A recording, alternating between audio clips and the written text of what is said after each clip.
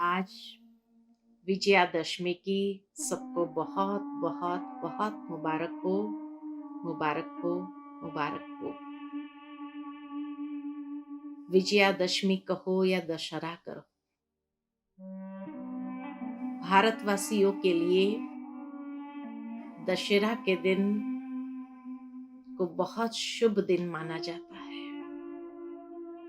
कोई भी शुभ कार्य करना होता है तो आज दशहरा के दिन करते हैं। सारा दिन के लिए ही कहा जाता कि बहुत शुभ मुहूर्त है। और क्यों ना हो, क्योंकि 10 सिरों वाला रावण को जो संपूर्ण रीति से मार दिया, लेकिन सचमुच क्या हमने अपने जीवन में से उस रावण को समाप्त किया है? रावण यानी कोई 10 सिर वाला नहीं, लेकिन जो मनुष्य के अंदर रही हुई बुराइयां हैं, यही तो रावण है। इसलिए कहा जाता है कि रावण रुलाता है। वास्तव में मनुष्य की अपनी ही कमजोरियां उसको रुलाती है, अर्थात परेशान करती है। और जीवन में जब भी ये कमजोरियां उभरती है तो कहीं ना कहीं व्यक्ति का विवेक समाप्त हो जाता है और तभी उसको जीवन के अंदर परेशानी का अनुभव होने लगता है। इसीलिए रावण को दिखाते हैं शास्त्रों के अंदर कि रावण कोई असुर नहीं था, ऋषि पुत्र था, ब्राह्मण था। रावण जैसा विद्वान कोई नहीं, सारे शास्त्रों का ज्ञान उसके पास था, इतना ज्ञानी था। रावण जैसा धनवान कोई नहीं, पूरी सोने की लंका थी उसकी। रावण जैसा शक्तिशाली कोई नहीं, उसके पास सारे दिव्य अस्त्र उसको प्राप्त थे। और कहा जाता है कि रावण जैसा भक्त भी कोई नहीं। शिव की उपासना करता था, शिव की आराधना करता था, उसका आराध्य देव ही शिव को माना जाता है। लेकिन जब इतना व्यक्ति के अंदर था, फिर भी आज सारे भारत भर में उसके जगह जगह पुतले बना बना करके जलाते हैं। तो ये हमारा दुश्मन कैसे बन गया? पुतला तो हमेशा दुश्मन का ही जलाया जाता है, तो रावण हमारा दुश्मन कैसे बन गया? भावार्थ यही है कि अगर आज की दुनिया में देखा जाए तो सारी दुनिया एक रावण राज्य है। रावण का राज्य लंका में खाली नहीं था। लंका एक टापू जैसे दिखाया है, जहां तीनों तरफ पानी है, बीच में जमीन है। तो अगर सारी दुनिया को अगर देखा जाए तो यह सारी दुनिया भी एक टापू है, जहां 3 हिस्सा पानी है और 1 हिस्सा जमीन है। अर्थात एक ऐसे रावण राज्य में आज हर इंसान जी रहा है। इसीलिए रावण को अपना शत्रु मान बैठा है, तभी तो जलाते हैं। दुनिया के अंदर मनुष्य भी ऊंची जाति के होने के बावजूद कभी कभी उनके कर्म किस तरह के होते हैं। रावण जैसा विद्वान होने के बावजूद भी उसने सीता जी का हरण किया, एक घिनौना कर्तव्य किया। ठीक इसी तरह कई बार मनुष्य समझदार होने के बावजूद भी उसके कर्म कैसे होते हैं। इसीलिए ऐसे रावण के ऊपर हमें विजय प्राप्त करना है, अर्थात इन कमजोरियों को संपूर्ण रीति से अपने जीवन से समाप्त करना है। कैसे करेंगे? शास्त्र के अंदर जो कथा आती है कि श्री राम, लक्ष्मण और सीता जी वन में थे, और जब वन में भ्रमण करते हुए पंचवटी पर आए तो वहां पर कहा जाता है कि रावण की बहन आती है उन्हें अपने तरफ आकर्षित करने के लिए। जब लक्ष्मण ने उसका घोर अपमान कर दिया, उसका नाक काट के, तो वो जाती है रावण के पास और कहती है मेरे अपमान का बदला जरूर लेना चाहिए। रावण ने भी सोचा कि अच्छा, मेरी बहन का अपमान कर दिया तो उसका बदला तो जरूर लूंगा। और बदला लेने के लिए वो मारीच का सहारा लेता है, अर्थात धोखे का सहारा लेता है। उसको स्वर्ण हिरण बन करके सामने जाने के लिए कहते हैं, और जब सीता मैया आकर्षित हो जाती है उस सोने हिरण के पीछे, तब वो राम से विनती करती है कि मुझे ये हिरण ला करके दो। राम जाते हैं उस स्वर्ण हिरण के पीछे, और उसको पता था कि ये एक धोखा है, लेकिन जरूर है कि सीता जी जब आकर्षित हो गए तो मानना कहाँ था उसको। यहाँ प्रैक्टिकल दुनिया के अंदर यही बताया गया है कि आज की दुनिया में भौतिकता इतनी चरम सीमा पर है, और ये भौतिकता जब चरम सीमा पर पहुंच जाती है तो अनेक प्रलोभन मनुष्य के सामने आते हैं। तो आत्मा रूपी सीता अनेक प्रलोभनों में फंस जाती है,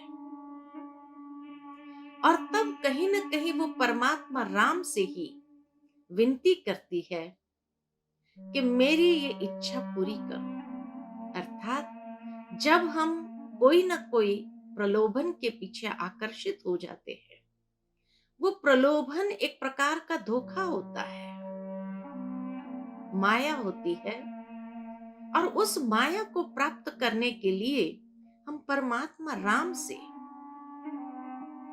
विनती करते हैं, उनको पूरा करने के लिए आग्रह करते हैं, और इस तरह हम अपने विवेक शक्ति को, अपनी बुद्धि को परमात्मा राम से जुदा कर लेते हैं। परमात्मा राम तो उसको पूरा करने के पूरी कोशिश में होते हैं, लेकिन जो माया है, धोखा है, उसको कैसे पूरा कर सकेंगे। कहा जाता है मारीच को जैसे ही मारा श्री राम ने, तो दूसरा धोखे को वो अपनाता है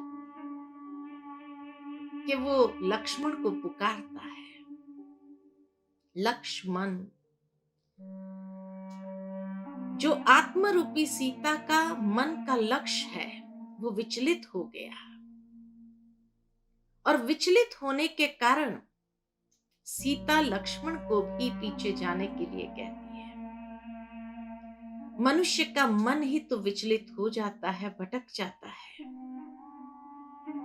फिर भी कहा जाता है कि लक्ष्मण एक मर्यादा की लकीर खींच के जाता है, जिसको कहा लक्ष्मण रेखा, और सीता मैया से कहा आप इसी रेखा के अंदर रहना, सुरक्षित रहेंगे, बाहर नहीं निकलना। और तब रावण भी अपना धोखे का स्वरूप लेकर के सामने आता है, एक याचक के रूप में सामने आता है, भिक्षाम दे, भिक्षा की मांगनी करता है। माता सीता उसको देने के लिए बाहर आती है, लेकिन वो कहता है मैं अंदर तो नहीं आ सकता हूं, ये लक्ष्मण रेखा है, इसीलिए आप बाहर आओ। और तब मां सीता ने उस लक्ष्मण रेखा को क्रॉस किया, और जैसे ही क्रॉस किया रावण उठाकर ले गया। भावार्थ ये कि जीवन के अंदर जब हम परीक्षाओं को सही तरह से परखते नहीं हैं, अपने मन को विचलित कर देते हैं, और इसीलिए जो मर्यादा की लकीर हमारी होती है, उस मर्यादा की लकीर के अंदर आत्मा को रहने की आवश्यकता होती है। लेकिन कलयुग है, एक तो प्रलोभन के पीछे मन विचलित हुआ, परमात्मा राम से भी विनती कर दिया हमने, उस मन के विचलित होने से लक्ष्मण को भी हमने अपने पहरे से समाप्त कर दिया, और साथ ही साथ मर्यादा की लकीर को भी जब हम क्रॉस कर देते हैं।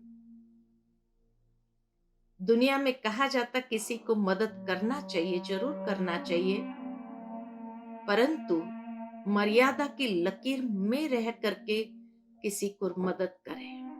लेकिन जब कोई मर्यादा की लकीर को क्रॉस करके मदद करने का प्रयत्न करते हैं, तो जरूर है वो रावण उठा करके ले जाता है। और कहां ले जाता है? अशोक वन में, जहां चारों तरफ सुख सुविधा बहुत थी, लेकिन उस अशोक वन में सीता मैया बैठी थी शोक में। अर्थात के चारों तरफ आज सुख सुविधाओं के साधन होने के बावजूद भी आत्मरूपी सीता शोक में बैठी है, क्योंकि राम से जुदी हो गई।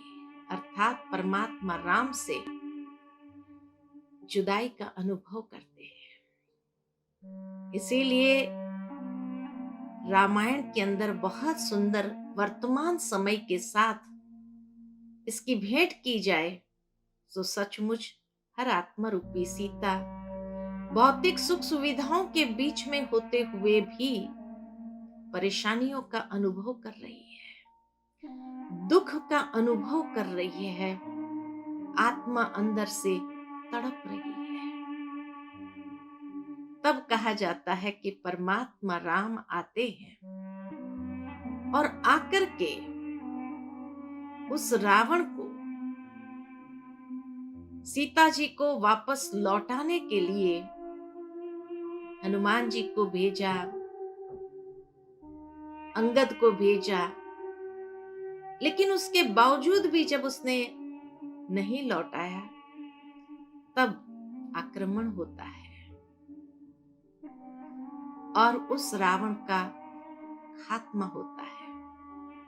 लेकिन कहा जाता है कि रावण का एक सर काटते थे तो दूसरा निकल आता था, दूसरा काटते थे तीसरा निकल आता था, मर नहीं रहा था।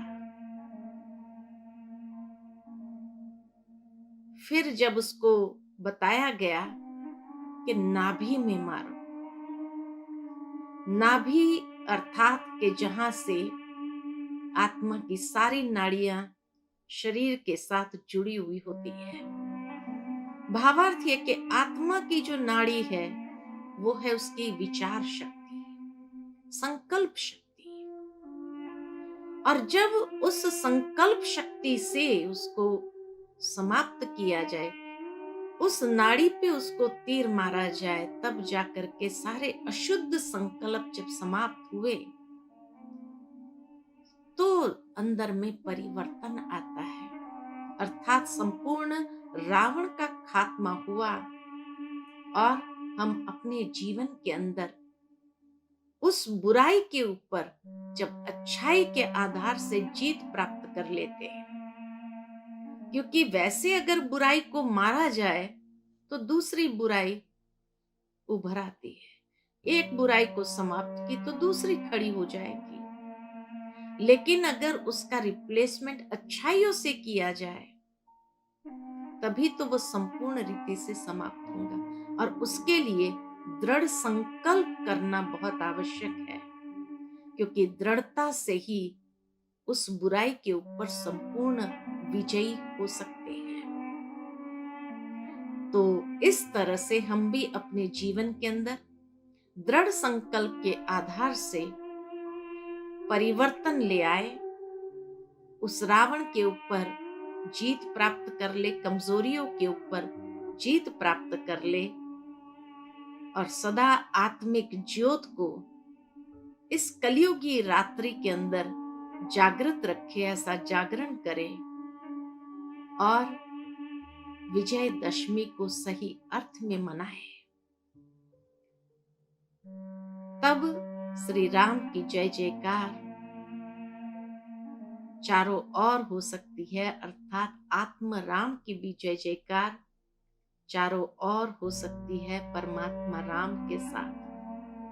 परमात्मा राम हमें विधि बताते हैं, आत्मा राम को पुरुषार्थ के आधार से उन बुराइयों के ऊपर विजय प्राप्त करनी है। तो आए सच्चा दशहरा हम बहुत सुंदर तरीके से मनाएं और अपने जीवन के अंदर उस प्रकाश का अनुभव करें, उस स्वतंत्रता का अनुभव करें, उस फ्रीडम का अनुभव करें और संपूर्ण रीति से अपने जीवन को समृद्ध करें अनेक प्रकार के वैल्यूज से, क्योंकि वैल्यूज आएंगी तो वीकनेस खत्म होंगे। जब जीवन के अंदर मूल्य आएंगे तो कमजोरियां समाप्त होगी। इसी आधार पर हम अपने जीवन को मूल्यों से समृद्ध करें और इस तरह ये दशहरा मना करके अपने जीवन के अंदर विजय का अनुभव करें।